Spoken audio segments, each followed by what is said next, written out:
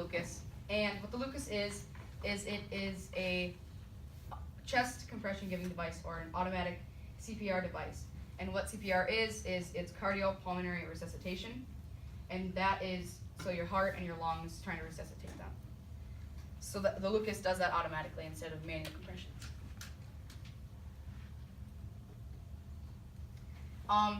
It is important to know about the Lucas because it helps save lives. Hopefully none of this happens to you, but someday possibly one of yours. The reason I said back from the dead, the Lucas, is because clinically, if you do not have a heartbeat, you're not alive, you're not breathing, you're not alive, and you're clinically dead. So today we'll be discussing who invented the Lucas and when, what is the intended use of the Lucas, and how to use it properly and efficiently. So who invented the Lucas and when? So what the Lucas is it is the Lund University Cardiopulmonary Assist System. So it was invented by Lund University in Sweden. It was awarded for its invention on April 27th of 2011 by thoracic surgery. So what thoracic surgery is it is the organs in the thoracic cavity or the chest. What is the Lucas and who is it used by? The Lucas is a plunger-like CPR device, so it's got a little plunger on it, which I'll show you. It gives automatic CPR to a patient in cardiac arrest in substitute for manual compressions, so it's more accurate. It is used by paramedics, hospitals, and many other EMS services, so ambulance, rescue teams, everything like that, like Lifelink and everyone. So what the Lucas does. The Lucas gives a near-perfect 5 centimeter down compression, and some people think that when you do proper CPR, you don't break bones. But the Lucas and proper CPR should break bones because we were not made to be able to touch our heart. So there's bones in front of it and everything. So yeah, it breaks bones. It gives a near perfect 5 centimeter down compression. It gives 100 compressions per minute, and a compression just means when you compress, it's one pump. So for proper CPR, you need to at least have 100 compressions a minute. So it's nice for this to be able to do that. And it can be used for as long as needed, so it doesn't get tired like a person would, like a person who lasts 45 seconds or so before getting exhausted and unable to do proper CPR. So this can do it for as long as is needed, but most importantly, it saves lives. How to use it properly and efficiently. Do not use on a person with a pulse. Do not use it on a person who is still breathing. A person who has a pulse and a person who is breathing has a heartbeat, and Lucas or any kind of CPR defibrillation tries to get a person a heartbeat back. So if you're trying to give a person a heartbeat with a Lucas or compressions and they already have one, that's not good. How to use it effectively and efficiently. Be quick but precise, and by that I mean you need to be quick because the person is obviously dead and they do not have any kind of rhythm. But you need to be precise, being at the base of the sternum, I'll show you when I do that. Don't panic because that person needs you and they need CPR. So if you have extra people there, have them help you. Know how to use it. And like I said, if someone else is there, have them help you. I'll show you how to use it in a little while. There's my link. So this is the actual website and everything for so this is, so New Orleans, they have 125 of these, and this is where they use it. They use it in the back of ambulances and everything. So I'll show you how it goes on somebody. And they use it in helicopters like Lifelink, everything like that. So this is the actual, I can't scroll to the bottom, but yeah, I don't know. Oh, I think.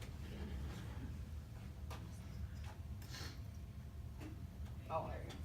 So this is all the information. So they use it in hospitals, in EMS services, and everything like that. And then so you can figure out, in this website, it's the chest compression system, so the actual Lucas. So you can look at all this. And so the Lucas 3, this is the Lucas 2 that I'm going to show you, but the Lucas 3, the Watkins ambulance has 2, one in the rescue rig and one in the ambulance. So the new one is in the ambulance, so we took the one from the rescue rig. So we have the Lucas 2 right here. So So to exit out, you just hit the X button up at the very top.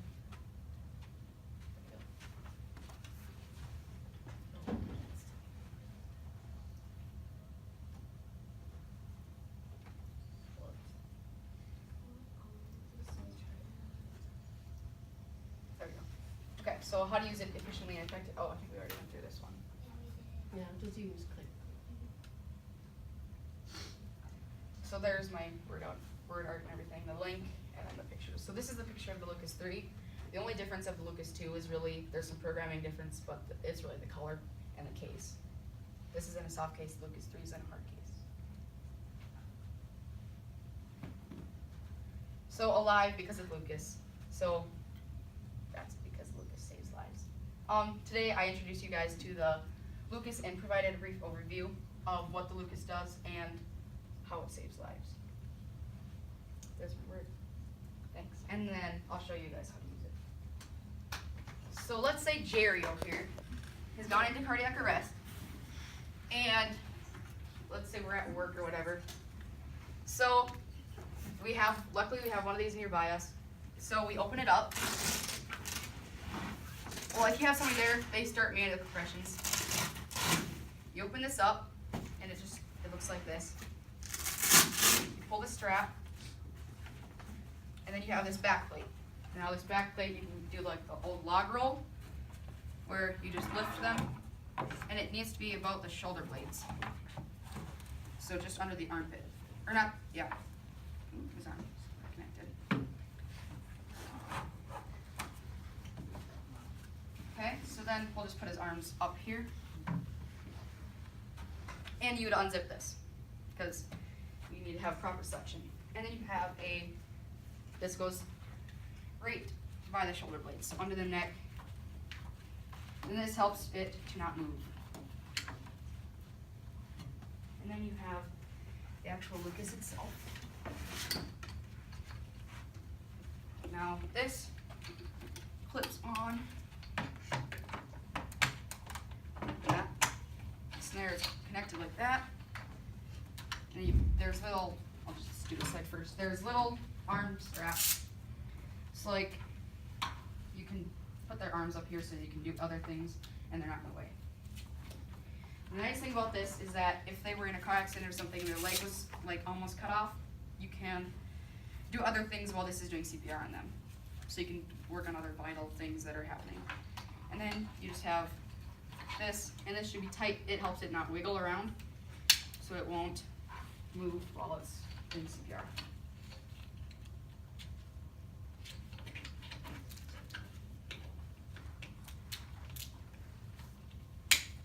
Okay.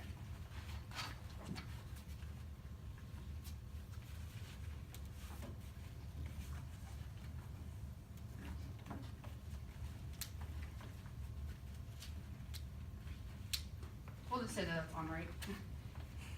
And then, so what you do is you power on the Lucas. And then you would measure where the base of the sternum is. So he's got to go up a little bit.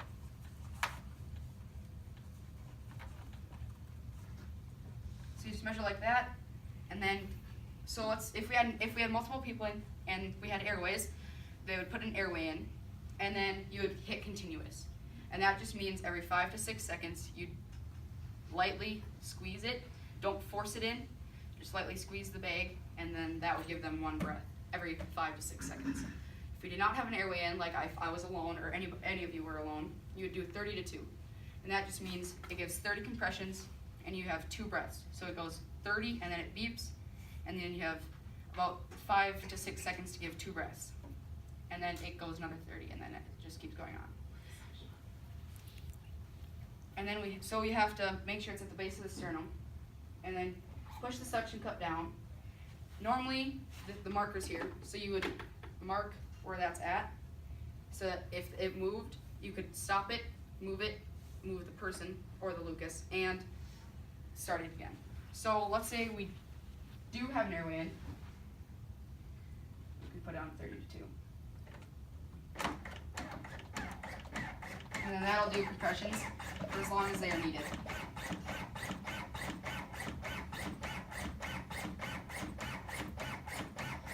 So that'll just go on forever, and you just squeeze every 5 to 6 seconds. So we'll pause it. We'll say that he's not situated right. And we'll move him a little. We'll put it back down. lock it, and let's say we don't have an airway in, we need to do manual breaths or mouth to mouth. We'll start the 30 to 2.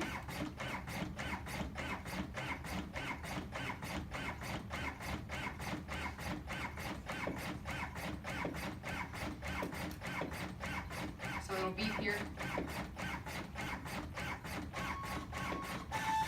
And then here you get a breath, and then a breath, and then a bump.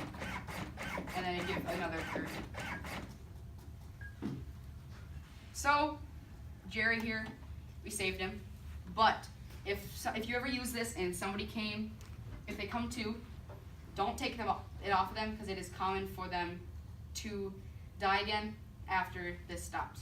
So just they keep this on until they're in a hospital and stable. So the doctors would after he's all good in the hospital and everything. There's a little power button. And then there's little green clips right here, How much is it? like $15,000. And then the Lucas 3's about the same. So there's little claws here that clip, unclip from the back plate. And it's about probably 15 pounds, all of like this case is. So you'd have all this put together, and then Jerry here would be all right. Now I'm done.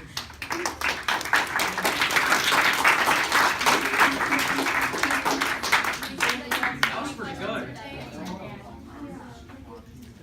So Tate, if they came to, you wouldn't keep it running, you would just keep it No, strapped to you it? just keep it on them. So you keep the back plate on, the neck, and then keep the arms up.